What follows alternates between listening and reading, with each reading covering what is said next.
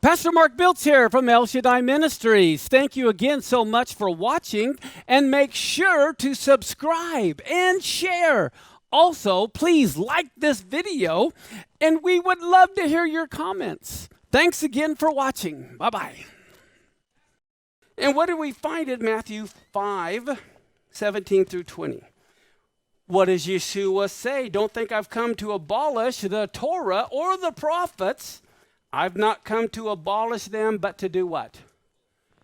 And everyone misunderstands the word fulfill. Let me see. For it says, for truly I say to you, until heaven and earth pass, not one iota, not a dot will pass from the law until everything is accomplished. Wow. So the smallest little jot and tittle is not going to be erased. As far as I've known, heaven and earth are still here. It says, therefore, whoever relaxes one of the least of these commandments and teaches others to do so, the same will be called least in the kingdom of heaven.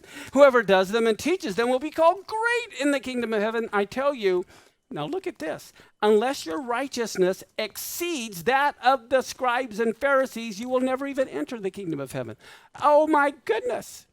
Well, when you do everything properly, and these other people don't do it properly, you get arrogant. And you think you have it all right, you're righteous, they're not righteous, okay? And you're going to see that here, I believe, in a little bit too, where you have the one guy standing that's like a Pharisee. I thank God I'm not like this sinner over here, but the sinner over there is just beating his breast saying, God, forgive me. Who went away forgiven? Okay, so we have to look at things in perspective. Now, look at Romans 13:10. Love does no wrong to a neighbor, therefore love is the what? Wow, so what does fulfill mean? Fulfill means doing it. Now, can I say, I don't need to love my neighbor because Jesus fulfilled it? That's what they say. I don't have to do the law, Jesus fulfilled it. Well, no, wait a minute. I don't have to love you either because Jesus fulfilled it. No.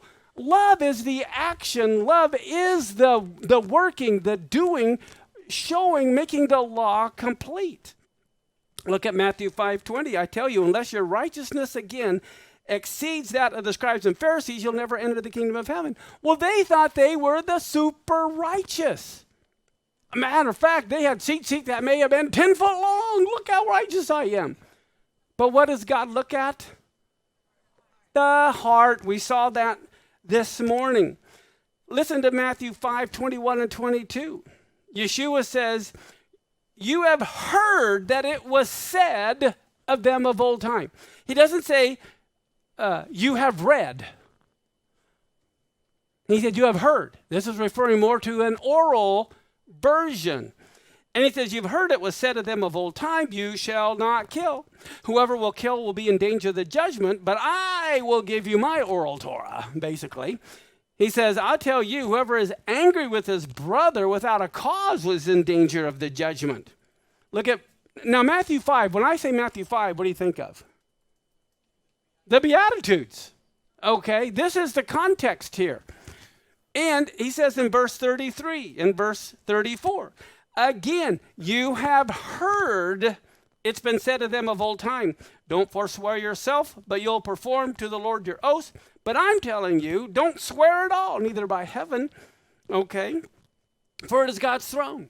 And then again in Matthew 5:43 and 44, you have heard that it's been said, you shall love your neighbor and hate your enemy.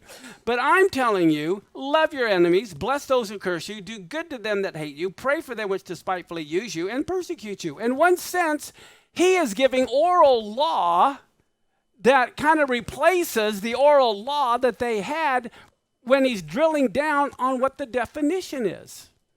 Because when the Bible says love your neighbor, who defines the word love? A stalker stalks someone because they just love that person. But the person being stalked doesn't see that as love. Okay? I love dogs, donuts, and my wife. Hopefully, there's different definitions there. You following me?